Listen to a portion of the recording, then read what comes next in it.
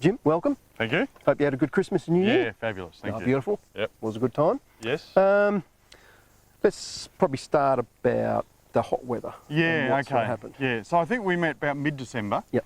And we had a very mild season up to then, and the warmth had sort of started mid-November, so we had a bit of warmth coming in and we were optimistic that the season was going to catch up, but from then on, yeah, it's just, summer's been, we've started summer and it's been very, very hot, so we had some real hot weather over Christmas, so 4 days, I think, Christmas Eve through to 24th through the 28th, and we had those 4 days of continuous heat, hot nights, temperatures over 40 degrees, you know, mid-40s I think in some sites. And we saw some real damage from that, which is pretty unusual. We do see it from time to time, but we definitely saw damage throughout the whole region. And damage like leaf and bunch damage? Yeah, it's interesting. I guess we saw damage particularly on north-south running rows, on the hot side, on the west side of the canopy with the afternoon sun. Sites that have got sort of leaner soils, and probably we talk about them as the better soils, the gravelly soils, don't have huge water holding capacity, and where we have smaller canopies.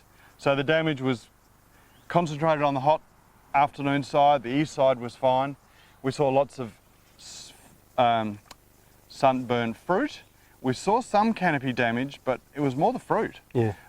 I think you mentioned you've seen some sites where the canopy as well as the fruit was I think it was further damaged. south, so for some reason up here it doesn't seem as bad, so which is normally you'd think the other way around. Yeah, well interesting, I've visited sites in the Swan, in Geograph, Blackwood and Margaret River. No damage in the Swan. Everything I've seen there was fresh. I didn't see a lot of stuff, but no damage that I saw there. Geograph, little bits of sunburn, you know, berries rather than bunches. Yep. Blackwood, same thing, berries rather than bunches. But Margaret River, and particularly South Margaret River, is where we've seen, you know, high numbers of bunches and high numbers of berries getting burnt on that west side, you know, half the crop sort of thing. And I think my thoughts on that are those northern districts are more conditioned to the heat. Yep. So they've got a little bit used to it. Whereas in Margaret River we had very, very mild conditions, and suddenly we've got, and then it went bang. Yeah. We've got some heat, and it's just contact heat, and it's just burnt it. Interestingly, you know, on a lot of those sites, some were irrigated, some were not irrigated. The non-irrigated sites were definitely worse, but on some irrigated sites, even if they'd just been irrigated, we saw that sunburn. So just because the sun was so intense, and if it was exposed, it was just going to get burnt. Absolutely. So direct radiation, and a fair bit of damage, which is disappointing. But I think what will happen, obviously, the stuff that is burnt, we haven't had any colour change. Those little berries, they will, you know, they'll dry up and fall off, particularly with machine harvesting. So it's not really an issue other than your yield loss. I don't think there's going to be too much disease from it. Well, it's all dried if you look at it there, so it shouldn't present a problem. So. It shouldn't. There's a little bit of what we call windsuck, where part of a berry is damaged. That could potentially cause some damage with botrytis a little bit later on, if the conditions, come up for botrytis. Well, speaking about that, weather forecast. What's the long range are we looking at? Yeah, look, I think what we're going to see this season is continued variation. Yep. So, you know, we have a heat wave, a spike in temperature, then it cools down, then we have, you know, southerly winds, then we're back to an easterly summer pattern, but we seem to have these troughs coming down the coast. Yep. So, you know, the long-term forecast is for a wet summer.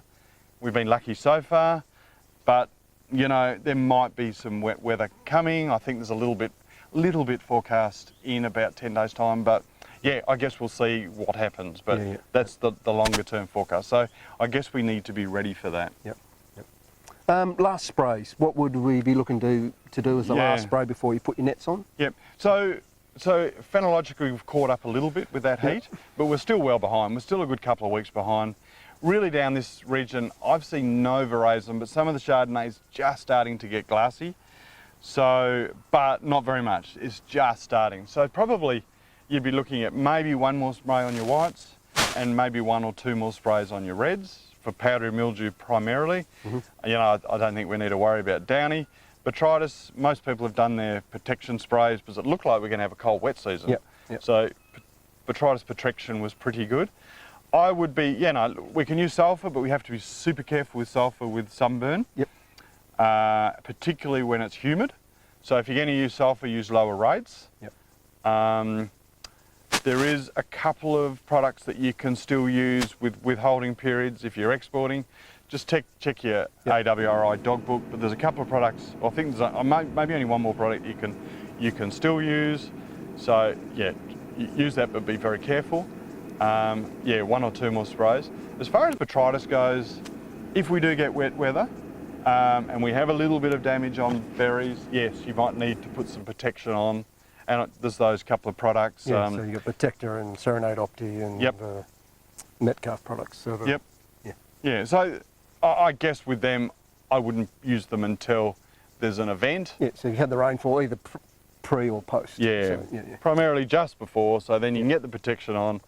Those biologicals can start their activity on any damaged berries and beat the botrytis to it. So yeah, no, I think we're pretty, yeah, keep that up your sleeve, be ready to use that. I don't know about supply, you would know. Yeah, no, we're pretty good. So, okay, so supply is pretty good, so yeah.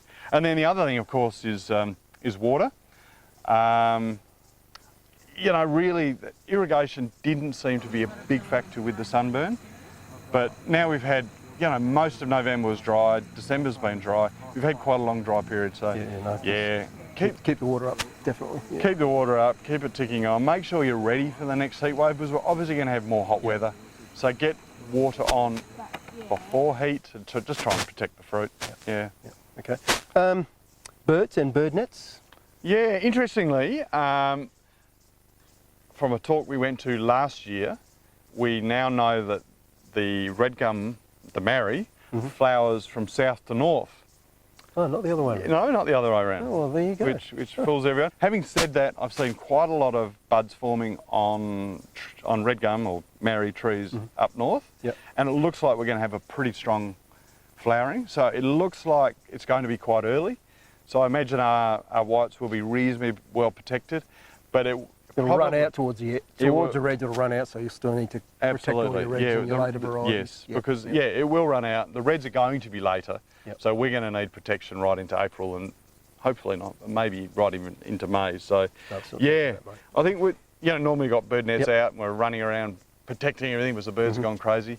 There is lots of stuff flowering, but yes, I would be making sure you get nets out and ready to go in the next week or two. Yeah.